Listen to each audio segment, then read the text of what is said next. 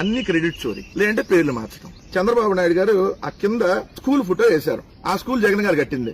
ఎవరికో పుట్టిన బిడ్డ నా బిడ్డ అని చెప్పుకునే దుర్మార్గుడు, దౌర్భాగ్యుడు. అది క్రెడిట్ చోరీ. ఇక్కడ ఇల్లు వేశారు, ఇళ్ల పట్టాలు ఇచ్చి ఇల్లు కట్టించింది జగన్ గారు, దాన్ని క్రెడిట్ చోరీ.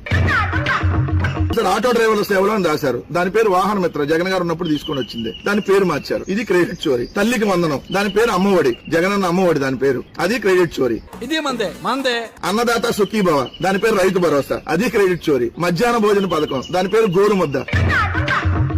ఇప్పుడు ఇన్ఫోసిస్, టీసీఎస్ ఇవన్నీ జగన్ గారు ఉన్నప్పుడు వచ్చినటువంటి. ఇలానే గూగుల్ అని రాశారు, ఆ గూగుల్ పేరు అదానీ డేటా సెంటర్, జగన్ గారు ఉన్నప్పుడు తెచ్చింది. గ్రీన్ కో జగన్ గారు ఉన్నప్పుడు తెచ్చింది. రిలయన్స్ జగన్ గారు ఉన్నప్పుడు దాన్ని పెట్టుబడులు పెడుతుంటే అంబానీకి దోచి పెడుతున్నారని మీరే రాశారు హెడ్డింగ్లు పెట్టి. Hero, Asian paints, Daikin Jagan గారు ఉన్నప్పుడు వచ్చింది. ఆర్ఎస్ఎల్ఆర్ మెటల్ జగన్ గారు ఉన్నప్పుడు కుదుర్చుకున్నటువంటి ఒప్పందమే. ఇది ఇట్లా ఒక్కటన్నా మీదుందా? మీకంటే మీకు చెప్పుకోవడానికి ఈ 76 సంవత్సరాల్లో ఒక్కట కూడా లేదు కాబట్టి, అందుకనే జగన్ గారు తీసుకుని వచ్చినన్ని వేస్తే నిస్సిగ్గుగా మరోసారి పుట్టినరోజు కూడా అబాస్ పాలవటం అంటే ఇది కదా. పుట్టినరోజు కూడా పక్కన అడిగన్ని మనం